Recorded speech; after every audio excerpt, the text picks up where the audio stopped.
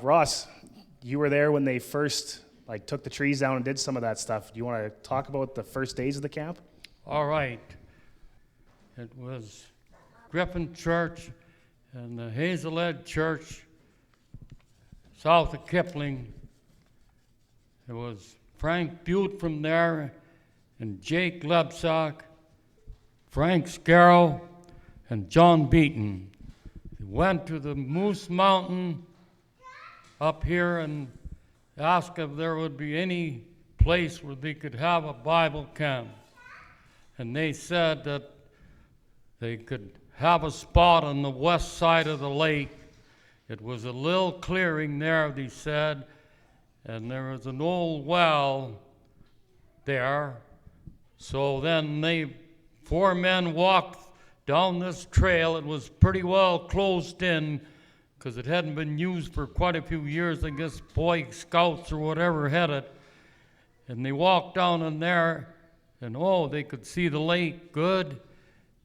So they decided that this is what they would like to do, was to start a camp there. So they had their lunch with them. They sat down by the old well there and prayed about it and made a decision that they wanted to start a camp. And that was in 1960. And Frank Butte, I was just a Christian for maybe 2 years. And Frank Butte asked if I'd bring my big tractor down so we pulled some trees out so they could set the Sunday school mission tent up.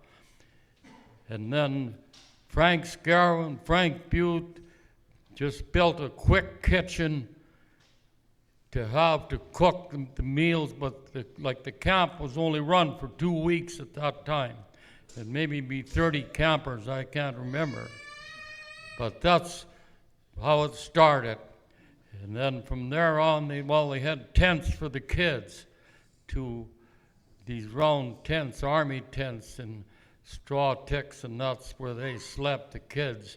And they hauled the water there with a truck and a tank. That's how they got the water. When I first started at camp, I remember I wasn't cooking when the little cabin was under the trees, and they cooked in there. It was a pretty small cabin. It had 2 wood stoves in there and a table, and in the back was sleeping area. Can you imagine what that was like in July for the cooks? And I knew some of the cooks, godly women. In those days, there wasn't very many weeks of camp, 2 or 3, but they'd spend a lot of time. And then we had tables under the trees. That's where we ate, and we washed the dishes out there as well. And we'd hear the birds chirping up in the trees, and you can fill in the rest of the story while we're eating. In the early days, before I started there, they would haul, the Pettersons had milk cows. They would haul in the cream cans. They would haul milk to the camp.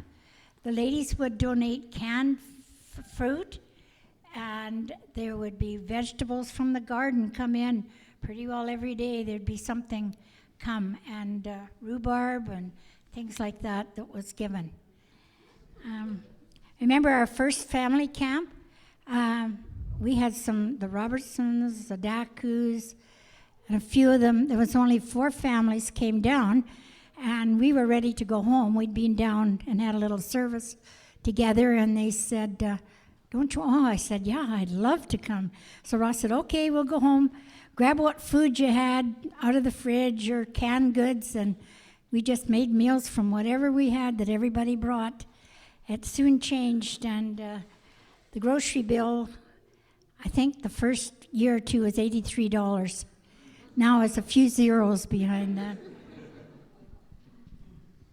Thank you so much for those stories. I know for a lot of us, we don't know how the camp first started and weren't there, so thank you for sharing that.